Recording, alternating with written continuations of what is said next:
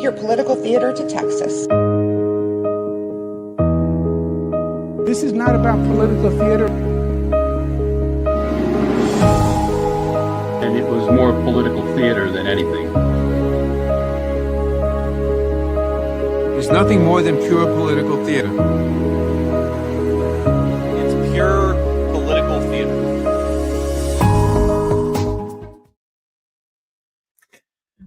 All right, look. Hi, everyone. They say Artemis about to touch down in about 7 minutes, so I got you. We're getting intermittent views Uh-oh. of integrity. Let's see. Still waiting to establish voice communication. Uh-oh. Let's see. How's everybody doing? Houston, ComCheck, post-blackout. Let me see if I can get it on YouTube. Houston, integrity, we have you loud and clear. Your trajectory is nominal, and your recovery teams have visual. Let's see what we got. Guidance looks good. No action for the enabled internal camera controller fail. Oh, yeah, I'm going to switch over to YouTube. They got it on YouTube. Hopefully they won't cut me off. I don't know. America and a waiting world. You know how they are. Is 5.5 minutes away from coming home. It says 5.5 minutes, so we got some time. All right, let's see. Passing 100,000 feet now. Oh boy. How's everybody doing? Range to splash down 19 nautical miles. Listen, I wasn't going to come on today. I'm sorry. I know. I've been missing it too. I took a week off because it's my birthday and I needed some time. And as some of you know, the last few weeks have been kind of, but I'm back on track. Today I was like, I was gonna, round out the week, but I said no. I miss my folks. Integrity impact to the camera controller fail is no cab one views of the chutes. Thank you so much. Thank you so much for the birthday wishes. Thank you, everybody. Appreciate you so much. We're processing good data through the GPS system. A good view of integrity. Time to splash down 4.5 minutes. All right, I'm going to mute them until they get a little bit closer, just because, I want to talk. And I don't have my headphones. My headphones are in my car. My car is actually 2 stories down, so they're just going to have to be there. Yeah, so Political Theater with Dr. T. Welcome. I am Dr. Taylor. In case this is your first time watching, we are going to cover, there's a lot going on, which is why I said, let me come on the show. But in the meantime, make sure you hit the like button. Make sure you share this on your socials, especially if you're on Meta platforms. They like to suppress YouTube links. So when I share that I'm on YouTube or that I'm streaming, it gets weird. So if you don't mind doing that for me, that would be great. Let me close some of these tabs. I'm also coming straight out the bar, y'all. Oh, here we go. Let's get some sound on this. Let's see. We see him. Next up, the deployment of pilot parachutes that will pull the main chutes out. Time to splash down 3 minutes and 10 seconds. All right, they got 3 minutes. You learn a lot about, astronomy and all of that and the astronauts and things. Like when they come back, rate according to flight dynamics. Good rates on 2 drogues. They don't come back in the ship. They come back in capsules and they land in the water. So that's crazy. I know, Maggie. They suppress. Any link. It's to Patreon and Passing through YouTube. 10,000 feet, still on drugs. They completely suppress all of it. So that's why it's hard for me to get out there and stuff like that. I am committed to being more consistent. Again, just the last couple of weeks, needed to get my whole life together. Deploy. But we're now feeling better. We're at 5,000 feet. Oh, they're coming in. Search and recovery beacon has been activated on integrity. And we have Listen, 3 good main shoots. I'm a Challenger survivor, a Challenger viewing Good 3 survivor. main shoots, good reefing, good descent rate. Right, then we see 3 good-looking parachutes. There we go. 3 good-looking parachutes. Feeling better. Feeling better. Come on, Gen X, Xennials. You know you were in school and they made us watch all them people get blown up. Integrity. Cabin pressure indicates no need for hydrazine checks. People try to act like, oh, that didn't happen. Yes, it did. Yes, it did. I was there. This is a perfect descent for integrity. Its crew sounding hale and hearty on board. Listen. Time to splash down 1 minute, 15 seconds. We all saw it. We all saw it. And they try to tell us that we didn't see this. And I'm like, how are you going to gaslight us? We were there. That's not something that you forget. You know what I mean? Like, oh my God. Integrity about to complete a journey spanning 694,481 miles from its launch from the Kennedy Space Center back on April 1st, and a trip around the moon.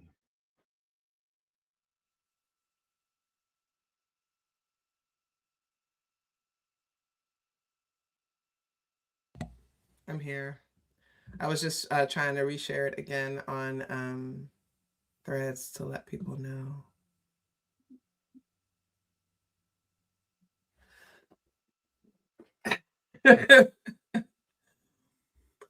You want a Ron J. Quellen shirt? I already have the insubordinate and churlish ones. You trying to get them to sue me? Through 1,000 feet. Oh, they're 1,000 feet. What is this sparkle? Is it on fire? It's not on fire. Are those the lights? Is it on fire? I don't know nothing about NASA and what they be doing with the astronauts. I don't know nothing about it. Listen, I took conceptual physics in high school, and in college, I took astronomy and got a D+. It's the best I could do, guys. It's just not my thing. Not my thing. Oh, look, they got 3 parachutes. How many people were on the ship? It was like 5 of them. Integrity, splashdown, sending post-landing command now. And they landed. Confirmed. Copy splashdown, waiting on VLDR. They landed. At 7:07 p.m. Central Time, 5:07 p.m. Pacific Time. They landed. From the pages of Jules Verne to a modern-day mission to the moon, a new chapter of the exploration of our celestial neighbor is complete. Integrity's astronauts back on Earth. Y'all good? Can I turn this off now? I'm gonna be honest. Hold on, I'm gonna be honest. This is not something that really interests me like it interests other people. I'm not even gonna lie. Hold on, let me get a better thing. Yeah, here we go. I'm not putting down the value of it, right? I'm not. It's just Kamala Harris said she may run again for president.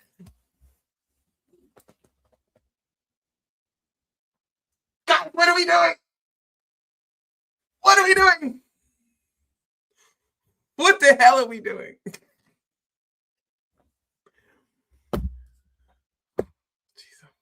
Okay, hold on. You gotta see it for yourself. You don't believe me. She said it again today. Just, I don't even know what's going on here. I might.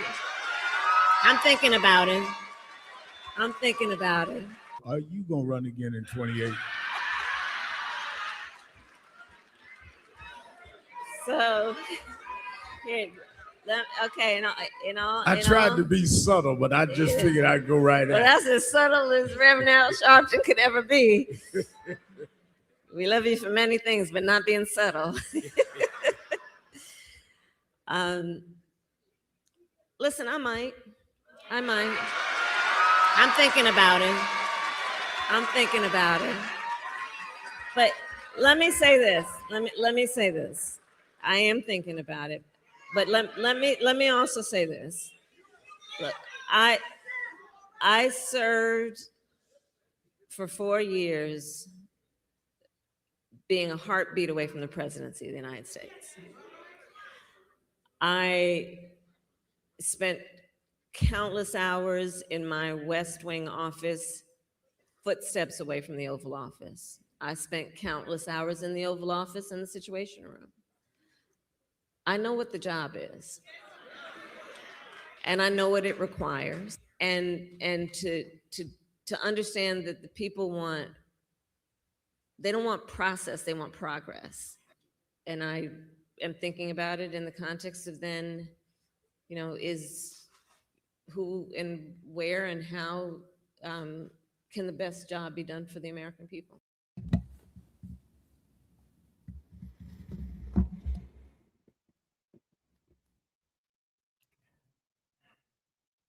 Okay. So it is Aries season. You all know that I'm in Aries. In fact, my birthday was on Monday.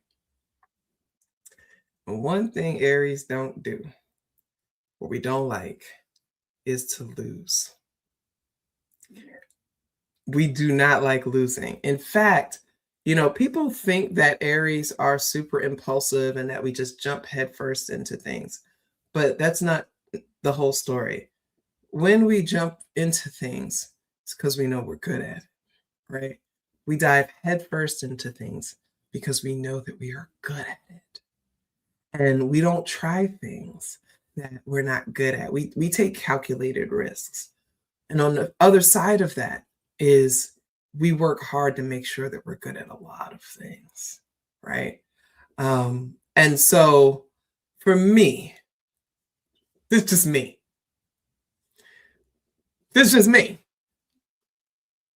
I'm not going to run for president 3 different times in my life and lose.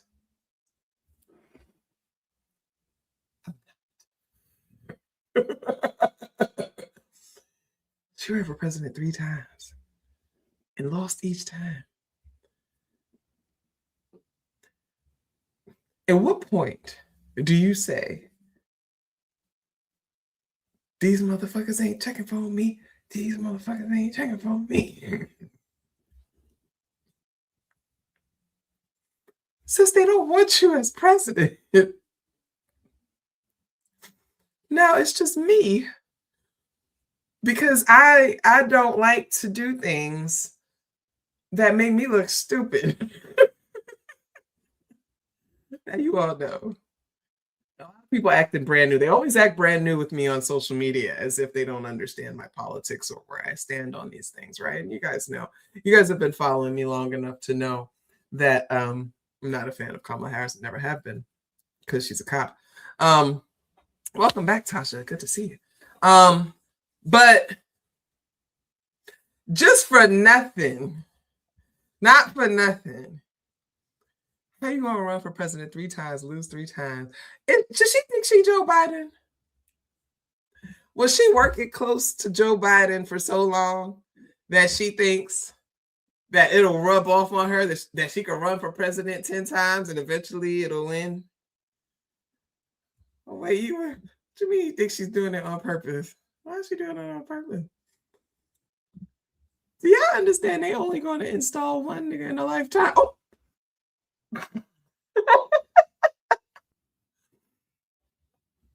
Barack Obama, I keep telling y'all this. That man was installed to bring about exactly what is happening right now. I've already explained this before, but I'll break it down to you again from the historian perspective, okay? You all may have heard of the Southern strategy. You may not know all the intricacies of it, but basically you understand that this idea that the South will rise again has never left the hearts of the Confederacy. Yes, the Confederacy still exists. It thrives in the descendants of the traitors and the losers of the Civil War. And instead of extinguishing all of those people, we allowed them to procreate and to create bloodlines that could keep this Southern strategy going. And so Jim Crow happened, but if we get more specific, they focused heavily on segregation, right? And so the fight to desegregate was a big deal for the Southern strategists because they did not want to be forced to socially intermingle with Black people. Again, these people do not see us as humans. 2026, they still don't see us as human beings. But if you're going to go back to the 50s and 60s, this is how they felt about us. And so their strategy was to keep everything segregated. That's how they rallied their base, through racism. Do you want these jungle bunnies living next to you? Do you want these mongrels raping your daughters? Do you want blah, blah, blah, blah, blah, blah, blah. That's how they were able to get the support that they got during the 50s and 60s. The biggest turn, and a lot of people talk about Kennedy, but no, the biggest turn was that the people in the North started turning on the news. So television changed American society, changed the world, honestly. But it really changed American society because it brought the world into our homes. Before that, people would go to the movie houses, things like that. But once the television came along, it really changed how people understood the world around them, particularly in the United States. And yes, I'm giving you a free history lesson. If you've never heard this before, it's okay. But what ended up changing Jim Crow? Yes, the NAACP was fighting. Yes, there was protesting. But the major thing that changed everything in Jim Crow was people in the North and the West being able to see at the 6 o'clock news that Black people were being chased by dogs and being hosed down with fire like hoses and being beaten down by police while they were peacefully protesting and marching. People saw this and were appalled. Now, when you don't have to see things, it's not your consciousness. So you're not thinking much about it, right? It's kind of you go on about today. You couldn't avoid this, though. It's all in the newspapers, but it was on television. And that was a big blow to the Southern strategy, because now the people who were voting for president and senators and all this stuff like that were voting with their hearts. Like, they may not have been the coolest with Black folks or whatever, but to see children being hosed down, bitten by dogs, that changed everything. So the Southern strategy took a huge blow in the 1960s, and that's why things started to change.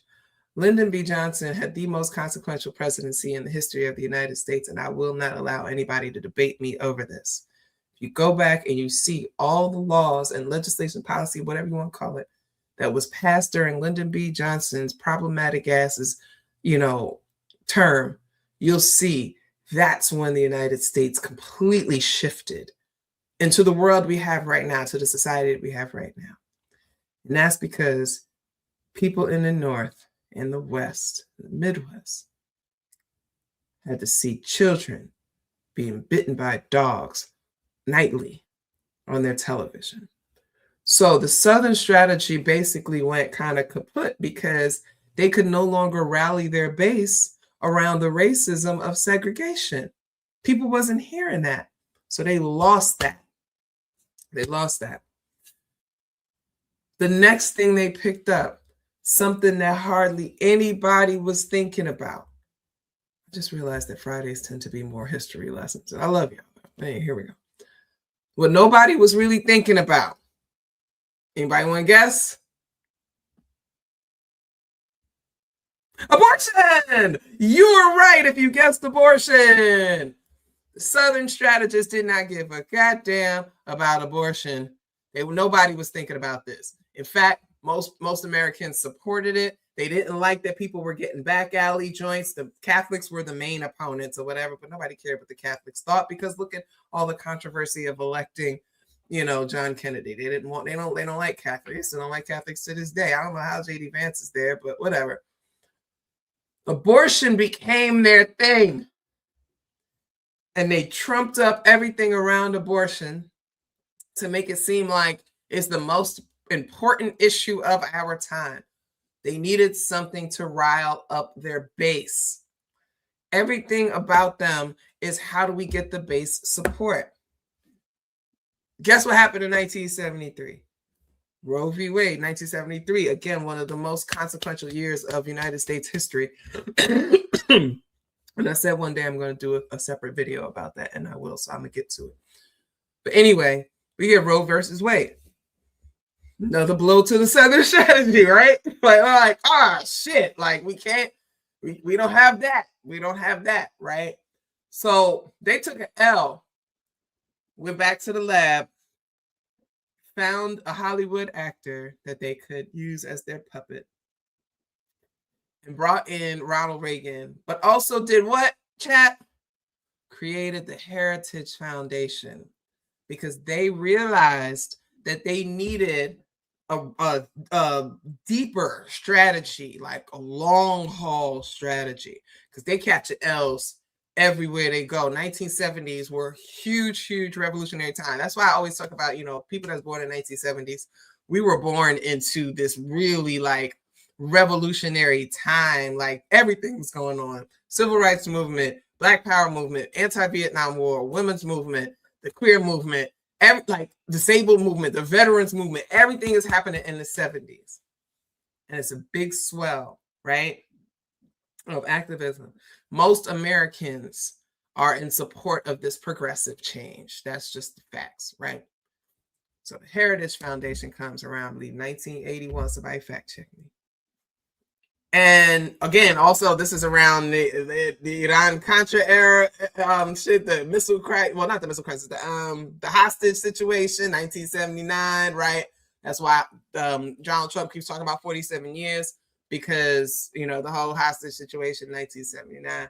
We're moving into the 80s. We're having these issues or whatever. We end up with a goddamn Cold War, all this bullshit that we're in. Like, remember, what was his name? The one with the birthmark. What was his name? Oh, was it Barishnikov? Was that his name? Somebody in the chat help me out. Somebody who hasn't been a happy hour today, help me out. But they had to regroup.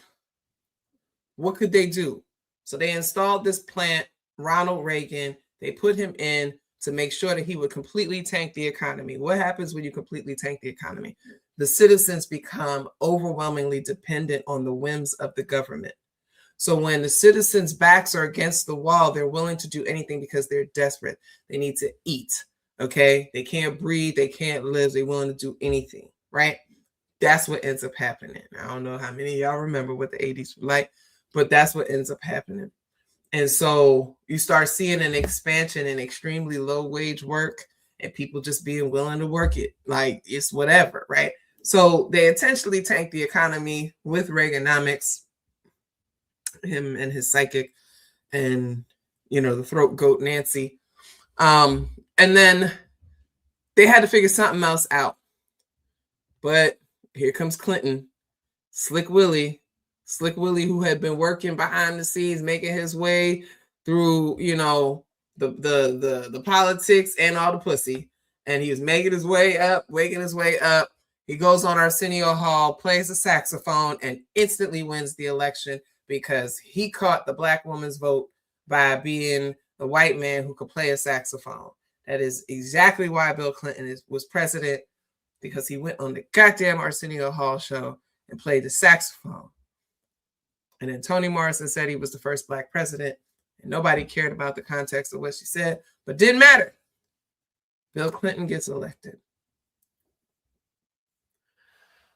Everybody's going to shut the hell up because why? Everybody's getting that cheddar.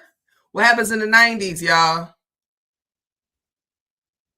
The dot-com boom. Everybody got money. Everybody got money. There ain't nobody here that ain't got no money. If you was poor, it was probably your choice.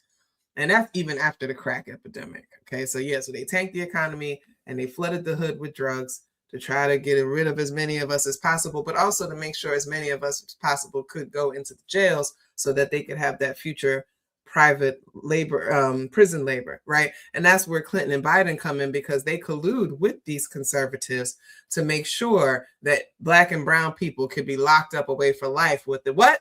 The 94 crime bill, the 3 strikes, and you're in jail for life, okay? That's why I tell you I don't like none of these people. They all corrupt. Bill Clinton absolutely worked alongside him, and Biden absolutely worked alongside the conservatives to draft policy that would make sure that they could pop young Black, mostly male, Black and Latinos, and sell them, literally sell them. And it's been uncovered that these judges were literally selling them to these private prisons so that they can have this labor, this perpetual labor for a few decades. Again, remember I said the Heritage Foundation started a long-term plan. This is their long-term Southern strategy. Okay. Clinton was in on it. But they didn't really do much because he had people making money. He had a surplus.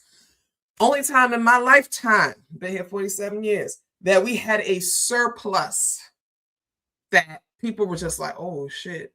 Not only did he balance the budget, got a surplus.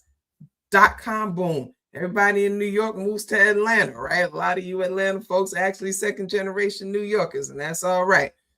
You know where you're from. But the money was there, right? So they couldn't really fight that, right? You can complain about Clinton, but if everybody's got money and your party is the party of free market and money and shit, what you gonna say? Then they stole the election from Al Gore, right? And created this fake war. 9/11 happened. They knew it was going to happen. It's been a while, folks.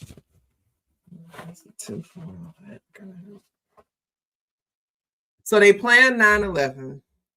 So they needed to get us back. You know, Cheney had to make some money.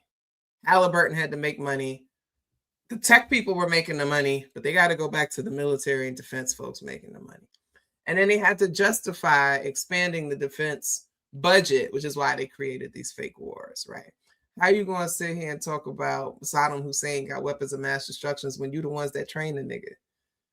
Like, you trained him and gave him money and weapons all these years, and you mad he turned on you. Everything he got come from you.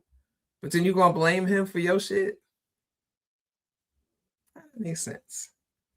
Anyway, the Southern strategy, they kind of quiet at this time, right? They kind of like, what do we do, right? Bush gets 2 terms, which they like, because what did George Bush do that we're all feeling the effects of right now? He made Americans stupid as shit, okay? Whenever I talk about, y'all hear me talk about, were you born after 1995? The reason I bring that up is because if you were born in 1995, you probably started school in what time? 2000, 2001. When did Bush become president?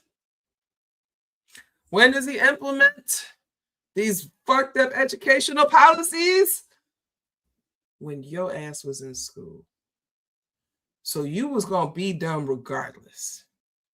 And shout out to all, the younger millennials and early Gen Z. I love you, but y'all know y'all dumb as hell. You can't read, you can't think critically, you can barely spell, you don't know how to pronounce words.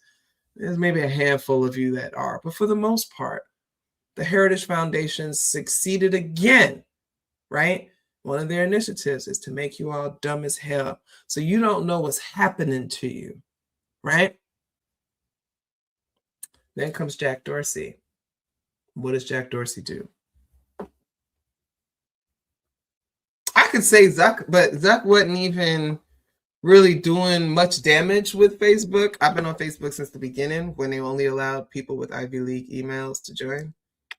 But he hadn't had that much of an impact. It was when they opened Facebook to high school folks, or to the general public, that I knew that society was done. I'm not being elitist. I'm just saying you niggas know you dumb. So Jack Dorsey comes along and creates Twitter. Twitter completely destroys communication. Completely destroys human communication on a massive scale. Forcing people to condense their thoughts to 140 characters was probably the stupidest thing that a person could come up with. And yet it was a white man who did, and he made billions of dollars off of it. But he's all a part of that, right? So George Bush comes institutionally making sure that Americans are stupid. And then people like Jack Dorsey come and make sure that if you weren't dumb enough in school, you're definitely going to be dumb now using social media, right? I'm an analog girl in a digital world. I watched it all happen. I experienced it in real time. I'm still experiencing it in real time. So the Southern strategy got to figure some shit out, right? So after Bush comes and kind of destroys education, runs up the deficit, runs up our bills because of these two stupid wars that we're not supposed to be in.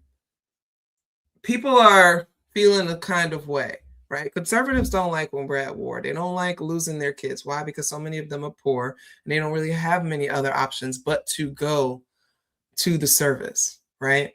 These recruiters go to the low-income neighborhoods. They go to the rural schools. They go to the working class schools, white schools, to recruit because they know that a lot of those kids are not going to college, right? And so they're losing their loved ones. And they don't like that. So that means that Southern strategy is losing its base. Remember, everything is about riling up a base. And then they decide to install Barack Obama. And every time I talk about installing Barack Obama, it is to remind you all that you have absolutely nothing to do with who gets chosen to be the president of the United States. I have said this, I don't know how many times. You still believe that the most powerful country in the world would allow its dumbass fucking citizens to choose the president. I want to know why y'all believe that. I don't want to know why you believe that. I know why you believe it. But if you think about it for more than 3 seconds, you'll realize that they would never, ever, ever, ever, ever let you dumbasses choose the president, choose the leader of the most powerful nation in the world. So Barack Obama was installed. Junior senator, absolutely no experience, nothing. He was in the Senate for 3 days. Okay. Community organizer. Get the fuck out of my face. Against Hillary Clinton. Are y'all dumb? There's absolutely no reason Barack Obama should have won that against Hillary Clinton. And I don't give a damn who you think you are.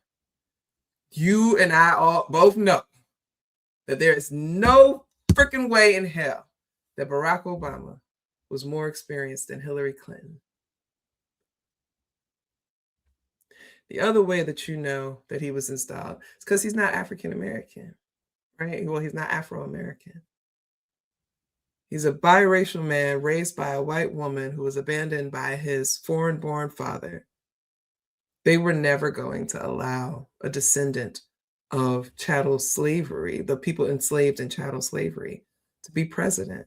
And as long as I live, that's not going to happen. What's more, if he runs whatever, he's from Jamaica. They'll let him, again, let's be honest about this. Kamala Harris is not from here.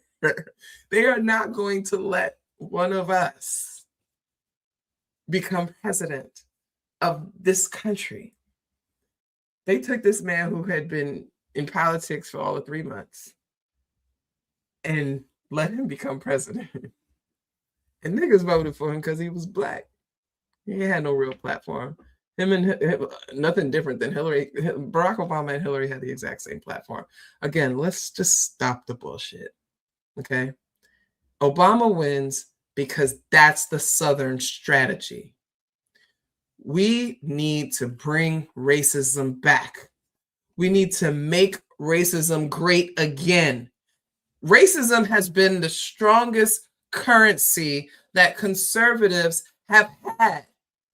From the goddamn Civil War and, slavery, right? And then the damn Civil War and Jim Crow and the immigration policies and everything. Racism is the strongest thing that they have to hold on to.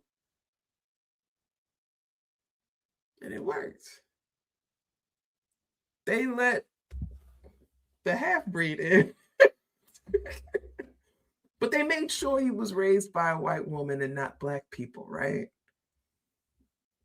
Barry with his afro and his cigarettes and got his black wife who they all want to call a man or whatever. I'm surprised they didn't get one who was married to a white woman. That would have really worked, right? Well, they put him in the office. He becomes a pawn, becomes the deporter-in-chief. Nobody has bombed more people than Barack Obama. And that's real. You guys can go watch the video I did on the cult of Obama. It's ridiculous how much you all hold on to him. He's a goddamn war criminal, just like every single person before him.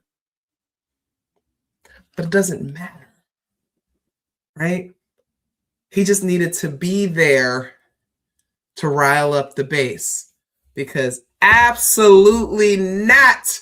White people were not going to allow their precious country to be run by an N-word.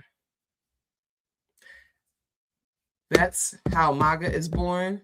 And MAGA comes directly from the Tea Party. But guess what? Every time I tell y'all ain't seen Paul Ryan in years. You know why? Because I'm going to give it to him. And this is what I'm saying. You guys know I don't give a damn about none of these political parties. I hate them all or whatever. But I'm going to give credit when credit is due. The Tea Party had something good going on for their people, right? They had strategies. They were getting younger folks involved. They had people that were good looking, personable, people who were parts of their community. They were saying a lot of the right things. They were not overtly racist, okay? Tea Party was on to something. Heritage Foundation came in and snatched that damn Tea Party from Paul Ryan and folks and was like, nah, we're going to take everything that you had. Kind of like, Erica Kirk taking over TPUSA and taking everything that Charlie built and now using it to sell her merch on her website. That's what they did. They snatched up the Tea Party from them and they turned it into MAGA. But the interesting thing is that Heritage don't like it, MAGA. But they need MAGA. Heritage Foundation is too smart for MAGA. And again, I read their policy papers. These are some very smart people. These are PhDs from top universities, man. Some of them even majored in African-American studies, man. Heritage Foundation is entirely too smart for MAGA, but they're also smart enough to know that they need MAGA the same way they needed the segregationists of the 50s and 60s, the same way they needed the Catholics that they hated to be anti-abortionists, right? The same way that they needed folks, they needed to flood the hood with crack, right? They need MAGA. And so they let MAGA flourish a bit, right? In reaction to Obama, right? That's how they got their base back. And so they knew they had to strike while the iron was hot. And they knew they needed a scapegoat. I've talked to you guys about this, but I'm synthesizing it all now in case anybody ever wants to come back and watch this video. Hi, how you doing? I'm taking my hat off. My tinfoil hat, I'm going to take it off. Donald Trump should have never won that election if these elections were real. There's no way in hell Donald Trump, the fucking apprentice guy, wins. The same way there's no way in hell your goddamn Hollywood actor Ronald Reagan wins. Wake up, people. Wake up. How in the hell? Arnold Schwarzenegger winning? What are y'all talking? How the hell does Arnold Schwarzenegger become the governor of fucking California? What the come on? Wake up. Donald Trump and that whole field of candidates emerges as the winner. Someone that everyone has known to be one of the most odious people on the planet. Literally, I grew up in New York. We all knew this. Somehow he becomes president. It should make you scratch your head like the person who was senator for 1.5 days becoming president. You should be questioning both of those things. How the hell did this happen? It doesn't make any sense. Both of them beating somebody who is far more qualified than any of them has ever been in their lives. Come on. Trump comes in, says all the awful things that are needed to awaken the base and give them permission to be bold again, to call Black people the N-word in their faces again, to come and join the police forces, sign up for ICE, do all these things. We need your racism on Maine. We need you out there. Barack Obama completely mishandled Ferguson and set the stage for this conflict. I know I was there. All of us that were organizing these major demonstrations became part of a watch list. The government starts keeping tabs on us, right? Because they're like, wait a minute. These people can actually mobilize with this social media thing. We got to take care of that. So what do? Jack Dorsey sells it to Elon Musk. If you don't think that that's a part of everything, I don't know what to tell you. Jack Dorsey hands over one of the most powerful tools we have to manipulate the dumbest people on the planet and turns it over to Elon Musk. A fucking android. I don't know what else to say. Goddamn android. So what happens? Twitter is completely destroyed. We all kind of disperse, right? Trying to find our footing. Great, thankfully, those of us who are good at this organizing stuff, we know how to stay connected. But that was a huge blow, what they did to Twitter, and it was intentional. You guys read my book. You see the differences, right? So the Southern Strategy incorporates digital technologies. Elon Musk becomes a part of this. They don't like him because he's a foreigner and he has designer babies, which they're totally against, right? The Heritage Foundation and those folks, they actually want you to get married and have children the natural way and the way God intended. So someone like an Elon Musk, they find repulsive, but they need him and his technology. I just saw today that they said there's over 10,000 Starlink satellites circling the globe right now, tapping into everything that we are doing. So they need Elon. Jack hands Twitter over to Elon. Mark Zuckerberg reveals himself to be a white supremacist. He controls Meta. Meta suppresses anything that goes against the agenda, the Southern Strategy, and against Heritage Foundation. You guys can see that in how they suppress my content. And I'm not being mad about it. I'm just saying, it is what it is. So now we're here. And again, I just wanted to just quickly say that this was supposed to be taken care of during Trump's first term, but COVID happened. And so Biden was able to come in and kind of swing the pendulum back because a million people died in like a year. Trump completely bumbled that. It derailed everything that he meant to do. He was totally unstable. He was firing a new person every day. Whatever. Biden comes in, then we learn about, Epstein happens, right? So Donald Trump is desperate to win because he don't want to go to jail. Biden comes in, and now all of a sudden it's like, all right, what do? We need to get back on track of what we had going when we got him in office the first time. What do? They make sure he wins again. Kamala Harris was never, ever, ever, ever, ever, ever, ever, ever, ever going to win the presidency. I told y'all that back then. I told y'all this many times. There was no way in hell that the United States was going to allow a first generation, half black, half Indian, no white in her at all, come in and become the president of the United States. Are y'all dumb? You want to blame everybody. You want to blame third-party voters. You want to blame all these other things. No, it was not going to happen. They needed Trump to get back in office so they could continue what they were doing. They have been accelerating things. You have seen it for yourself. You have experienced it for yourself. That whole handbook for conservative leadership that everybody calls Project 2025, even though it came out in 2023 and even though it has existed since 1981, the mandates for conservative leadership, that handbook, so many of the things that are there, they know they're rocking on limited time because they know how dangerous everything that they are talking about doing is received by us. We're like, oh no, this is dangerous to my health and to my well-being. I'm going to make sure that I vote them out. So they know they're on borrowed time. They know that once the midterms come, it's a wrap, right? If they can steal the midterms, which the president is actively trying to do, between starting the war so he can claim that we can't have midterms during the war, or writing an executive order saying that he gets to oversee all of the elections, or trying to pass the SAVE Act, which removes millions of people off the rolls. So all these things, right? You're trying really hard to steal the midterms. Because if they lose, there is going to be a blue wave.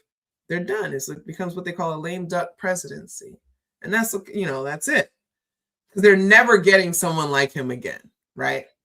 But my money is on them rigging the whole thing and them keeping the majority of, the Senate and the House and things like that. That's what I'm saying right now. Is April 10th, 8:45 p.m. Eastern time. They are going to somehow maintain the majority.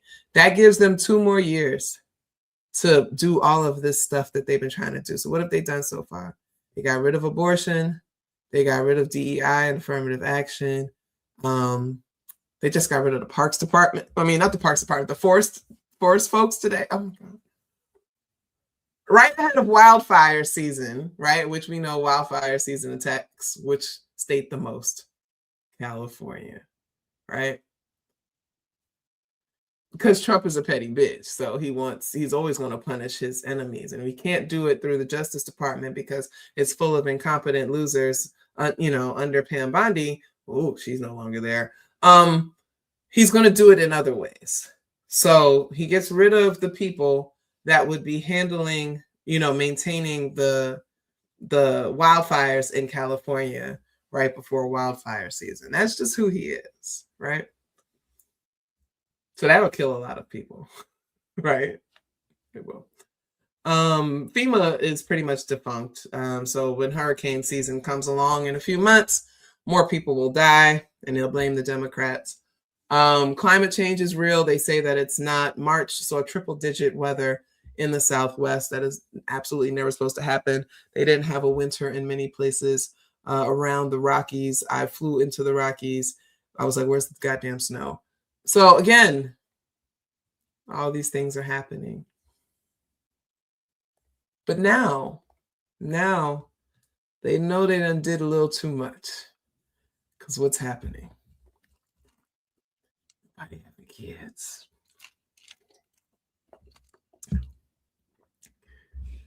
If you're having a kid right now, in this time, you're in the minority. Like, honestly, my kid was born during a boom, right? My kid was so from 2005 to 2007, it was a baby boom.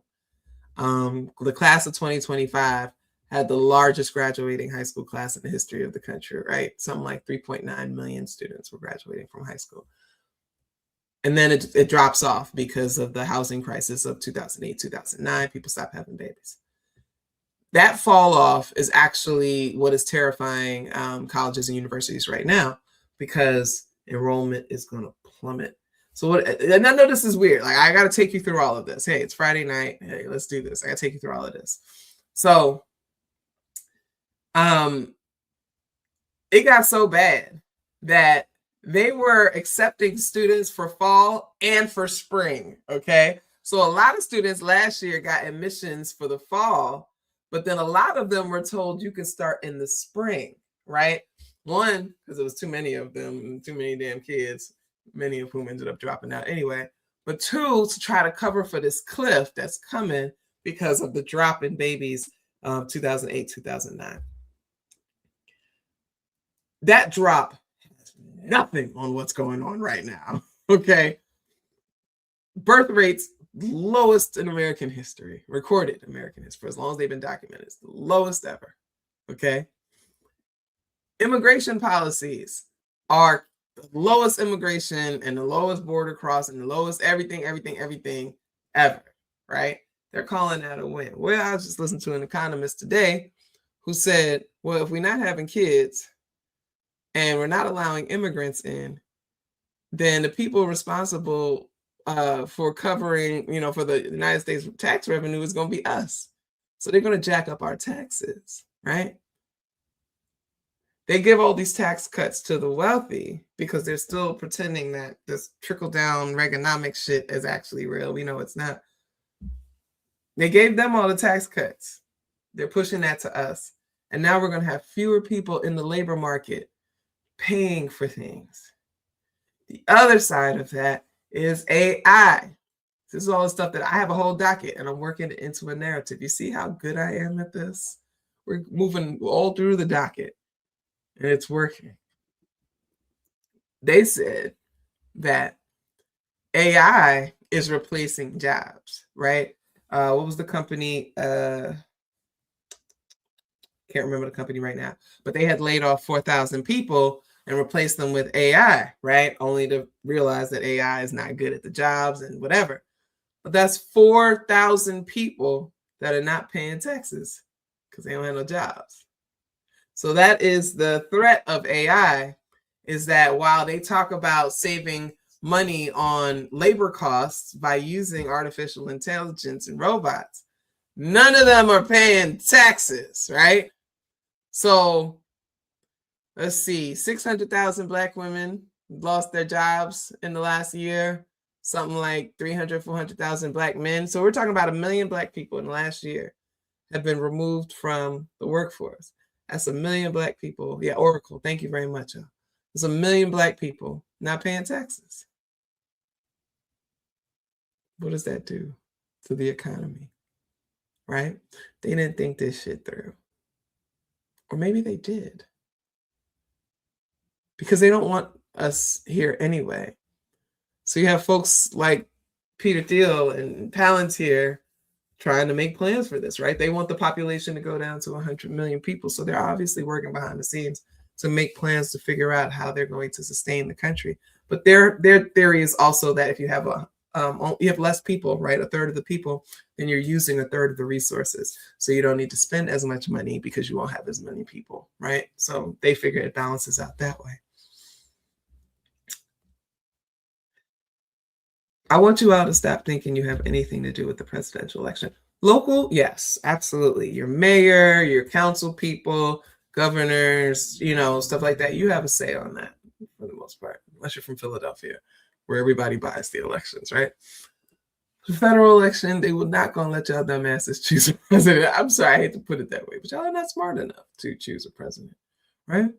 They said only 1 out of 3 Americans can name all 3 branches of the government. So what are we doing? Yeah, so we talk about the expansion, right? We talk about all the, I think I just got a mosquito bite. God damn it. I'm one of those people, when I get mosquito bites, they get like real big. They look like the tuberculosis shot. I'm like, damn. Sorry, y'all.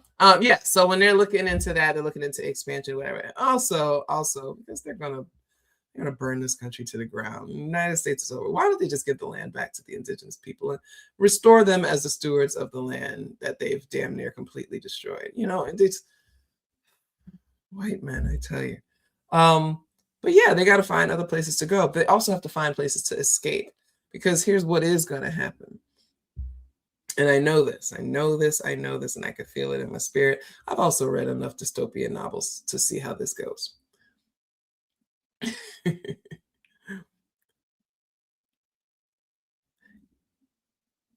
Gas is already high. I said this all in 2016, 2017. If you followed me back there on Twitter, you paid attention. They called me an extremist and an alarmist. Oh, you're just a doomsday prepper or whatever. Every single thing that I said was going to happen has come true. That's okay. When a loaf of bread is $25 and when gas is $10 a gallon across the nation, not just California or places where they can afford it, the people are going to revolt because they're not going to be able to eat. And hungry people they're like new vampires. They're like new people that just got saved. They're frenzied, right? Uncontrollable, even.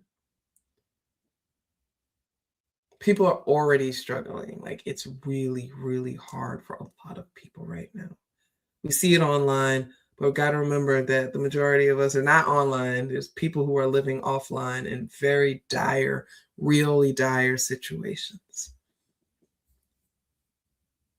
When a loaf of bread is $25, that's when you're going to see people flip. And it's already starting, right? Like, we're already starting to see people pushing back. I heard they just tried a Molotov cocktail, Sam Altman. Mad they missed. The Adjuster took out United CEO. Up in Canada, dude burned down that whole factory. Like, people are tired. It's already starting to happen. I was like, oh, wait. the revolution might happen. But except, you go online. I said, but except, oh my God. You go online and you see people condemning him. And I was like, oh, you people are so fucking stupid. He did the right thing. He did the absolute right thing, right? People are starting to wake up a little bit, because they're hungry. Because they have to choose between food and gas. They have to choose between eating and getting to work, working for these low wages that are not allowing them to be able to afford to have both food and gas, right? They're going to revolt. So the Heritage Foundation, Southern Strategists, the Klan, they got to act fast. They got to figure out a way to contain the masses before that moment happens, right? All the stuff that's happening with Trump and him just kind of making these wayward declarations or whatever, that's him asserting his autonomy. Donald Trump does not like to be controlled by anybody. But they made very clear, hey, we're going to save you from going to jail with this Epstein shit by making sure that you're installed as president again. We've gotten to these Supreme Court justices. They got something on all of them. Trust me. We've gotten to them. The court is yours. We'll make sure that you have immunity. But you need to do what the fuck we say this time. Last time he was erratic. And, COVID kind of threw things off. But this time you got to listen to what the hell we saying. First of all, we got more money than you. Second of all, we got more power than you. Third, we actually have the videos from Epstein Island. And we know that you were there many times. And we saw what you did to those girls. So you need to do what the hell we say. And for the most part, he's been going along. But now he's acting erratic again. Because one, he's demented, and two, he doesn't like being told what to do. Now, these are the Southern strategists. This is a New Yorker. This is a ardent New Yorker. You don't like being told what to do. You ain't finna tell him what to do. And so now he's starting to flex that a bit, right? Now, the wars that were happening, the war that's happening in Iran with Israel and stuff like that, that was going to happen regardless who president was. I don't like that y'all insulted my intelligence enough to try to tell me it wouldn't happen if Kamala Harris was president.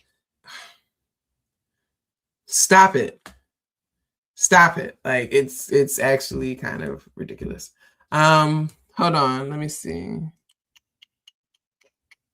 Let me see the window. Here we go. Let me show you this. Yes. Okay. Hold on 1 second. What is your message to Iran? Well, first of all, do not respond. It would be a mistake. And we are prepared to defend Israel as we have before. We will again. But the critical point is that there must be de-escalation in the region. And we are working through diplomatic channels and other channels to ensure that there is a de-escalation in the region. Is there any indication based on the intelligence that you've seen that Iran wants to respond? I can't speak to that, but we've been very clear as the United States that they should not respond and that it would be a mistake.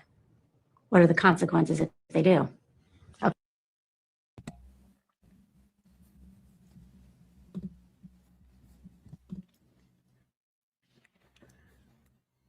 Come on!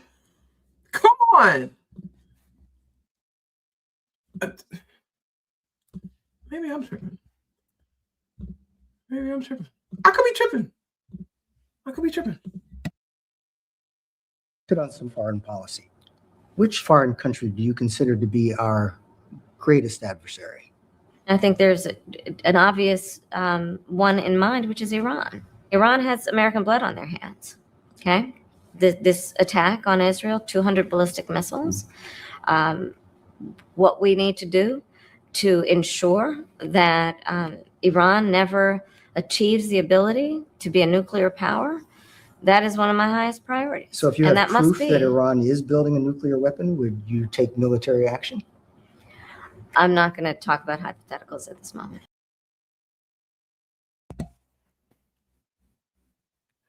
Guys.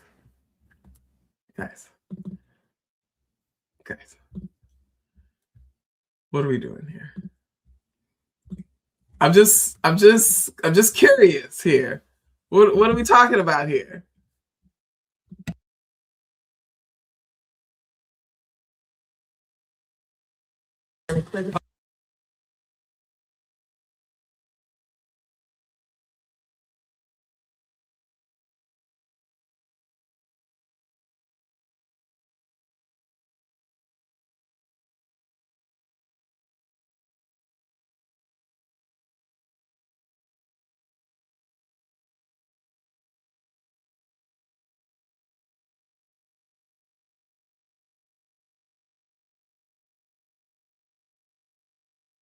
Sorry, it wasn't letting me share my screen. Sorry, y'all. That's hilarious. Yeah, I was muted. Sorry about that. They not letting me share my screen no more.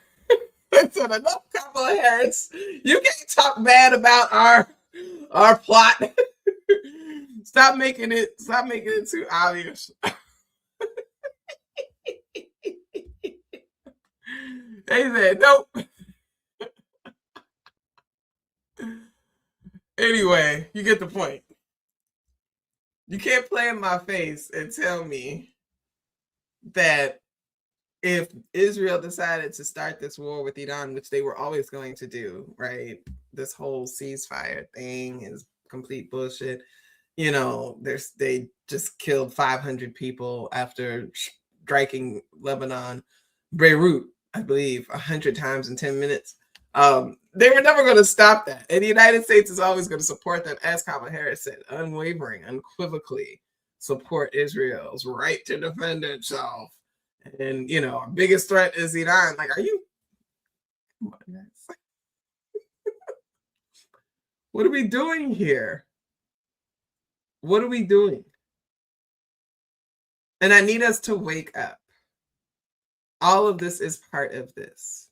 Okay. So, I had a docket.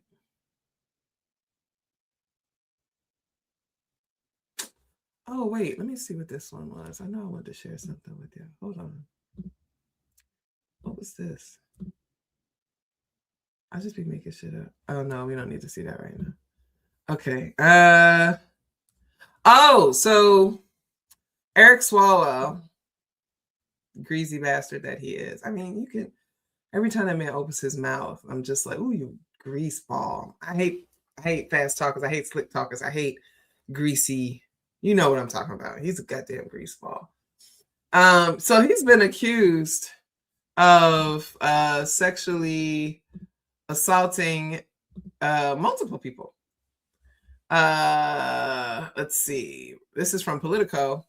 Rep. Eric Swalwell's campaign for governor was reeling Friday after 2 news reports detailed accusations of sexual assault and misconduct, with multiple staffers resigning and both prominent allies and rival candidates calling on the California Democrat to exit the race. And one thing I remember reading from CNN, that an ex-staffer and 3 additional women who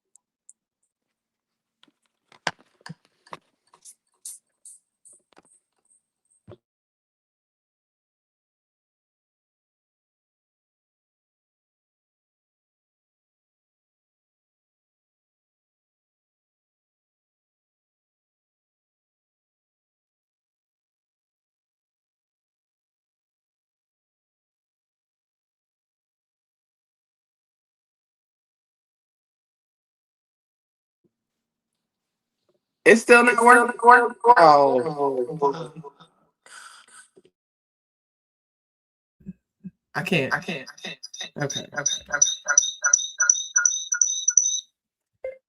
Okay. Is it working now? Did I fix it? Did I fix it? God damn. See? Okay. So they disconnected my mic and it wouldn't come back. And so I used my phone to enter in. So I didn't want to, if I left this, it would shut down the whole thing. So I entered through my phone and rebooted this and then kicked myself out. So I'm back. But anyway, let's talk about Swalwell because I ain't finished. I ain't finished. Nasty bastard. So he's greasy, but also, please know that they need Gavin Newsom to win this presidency. They're going to install Gavin Newsom, which is why I'm hilariously laughing at Kamala Harris, thinking that she's going to run again. She's not beating Gavin Newsom. Are y'all dumb? Like, and please don't read my use of dumb as ableist or whatever. It's the truth. These people are dumb. Ain't no way Kamala Harris is winning against Gavin Newsom. He's a goddamn Nazi. He has shown it in recent times. He is a goddamn Nazi. He cavorts with white supremacists. He supports Nazi initiatives. Like he supports fascism, supports American fascism. Of course he's going to be the Democratic nominee for president. And they're going to put him up against J.D. Vance. And Gavin Newsom is going to win because they hate J.D. Vance. All Gavin Newsom has to do is run an ad of J.D. Vance calling Donald Trump Hitler over and over and over again. That's it. Y'all getting YouTube ads? What? Wait a minute. If they putting YouTube ads on my shit, then I'm supposed to be getting, I'm close to getting monetized, y'all. If you getting ads, that means that they're going to be monetizing me soon. I got to watch my mouth. I got to stop cussing. Oh, shucky ducky. Wait till I get monetized. Over for you. Over for you guys. But in the meantime, if you see there, if you wanted to get a late birthday gift, I had asked people to give me donations for my garden, right? As a birthday gift, right? You know, so if you want, I'm still accepting this. So I'll tell y'all what I got so far. I know you don't care because it's political theater, you don't care, but this is also part of me in my life. Okay, so I'm working on my deck first, and then I'm going to do the backyard. My backyard has a bunch of perennials, and they're starting to come in, so I've got to clean out some of the debris, but it's all good. So my deck, I got a new rocking chair for my deck. It's like one of those lounger rocking chairs, right? I got a new umbrella.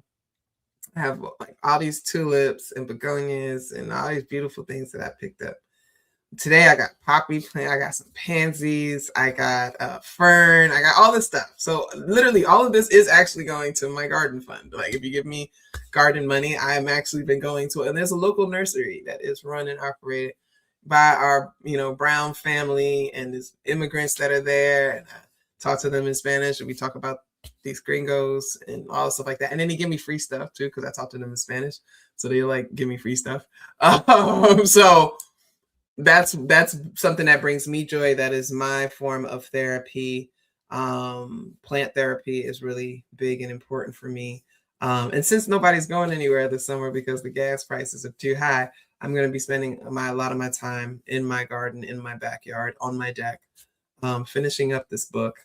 And really just, last year was a lot. And so kind of taking that time to hit that reset button. So if you want to hit the Cash App, you want to hit the Venmo towards my birthday fund, I really appreciate it. If you already did that, I definitely sincerely appreciate you. So yes, I did take a little bit of a hiatus, but I'm back. Tuesday, I'm sure Dr. Hall will be here. Light skin. I light skin over here. Knock it off. Anyway, I'm sure that Dr. Hall will be back on Tuesday. And I may have another guest on Friday. I actually just rapped with somebody about possibly coming on the show. He actually invited himself, but I was thinking about it anyway. So, you know. It'll be a really great guest. He's a celebrity. Got a whole TED Talk and everything. Like, so it'd be good to join. I like having men kind of come on my show and offer that balance. I do believe in the balance, you know, with gender, even though I'm not a gender essentialist and all of that stuff like that. I do like the balance because I like to hear, especially Black men. I love to hear when they're smart and they've got these really good things to say. That's why you guys know I love having Dr. Hall on. He's a very smart man, mental health guy, you know, psychologist, all that great stuff. So we may be able to, we may have that. Also, you know, I'm always having I'm always thinking about who I can bring on the show. So if there's somebody that you've enjoyed on social media that you'd love to see me invite to come to Political Theater, definitely let me know. And I'll reach out to them and see if they want to come on. If you didn't get a chance, go look at my videos, check out my interview with Mayor Joy. Joy Washington is the first Black woman, first Black person, first non-white person, honestly, to be mayor of Media, Pennsylvania, first woman, right? And she is young, she's wonderful. I had a great interview with her, and one of my favorite things is that she is a gamer. And so we got to talk about gaming a bit, and you guys know I love, we had matching pink gaming chairs, okay? So, you know, it was a really good conversation. So please go check that out. Deontay has his own show, right? And I think that Deontay is cool. He's cool. So, you know, you guys know how smart I am. No shade, no tea, but that's a different lane, right? So let him do what he does. And, you know, he's got a great audience and, you know, he's going to do what he's got to do. But just, you know, think of people. I recorded a podcast and it's coming out, I think, in a couple of weeks. I'll be sure to share that with you all. I don't usually do guest spots on podcasts anymore because I have my own show. Two, I'm a professional public speaker and whatever. But this next one, I got to talk about Black studies, and you all know I'm passionate about that. So that's coming up. Oh, and finally, I don't know if you've been to the merch store lately. I have a lot of stuff on it. I haven't officially rolled it out yet, but I've been working on some new lines of merch. And so if you want to go peek, I'm not going to tell you what it is, but if you want to go and peek and see some things, especially my New Yorkers, I think you're going to really appreciate those. But I'm going to roll it out. I'm actually sending out free merch now. I'm designing stuff that I think a lot of people are going to love for the summer. But also there's already a whole bunch of stuff on my merch store. And remember, guys, that like my merch sales actually pay my son's college tuition. So that's been really helpful. The support has been tremendous. I mean, every single day I'm getting orders. And so I really appreciate that. Thank you so much for the support. FeministaJones.com/merch. All kinds of amazing things on there.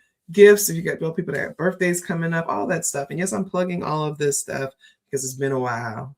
And these are all the kinds of things that I do. And I did my taxes. And I had 7 streams of income last year. So I'm out here hustling. I'm out here doing what I'm doing.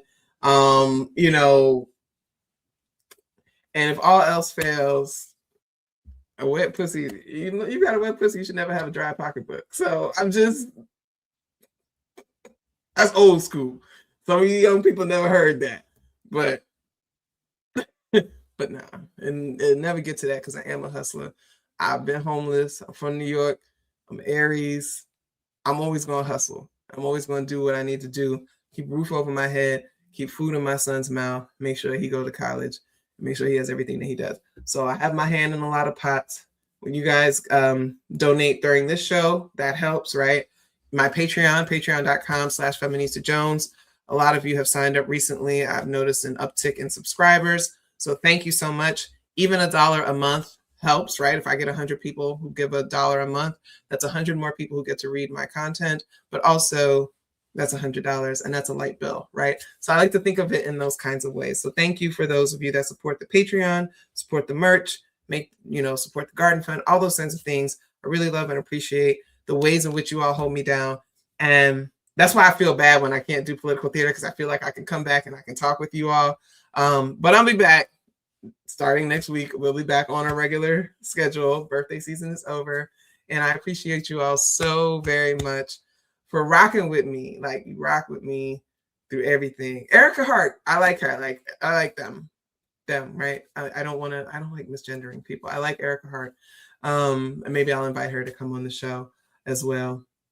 So, and I think that's it. Guys, as always, I say, I love you with the love of my ancestors and yours. I love you with the love of everybody who saw us getting through this moment. I love you with the love of hope and joy. I love you with all the love I have inside of me, each and every one of you. Even when y'all piss me off and you say stupid shit to me online, when you should have thought twice before even thinking to respond to me, I still love you. I love you because you need that love. And I know that you have love inside of you for me as well. And that's how we're going to make it. Love is the only way. Hate is not going to work. Fighting is not going to work. Committing to being functionally illiterate is not going to work. Go read some books.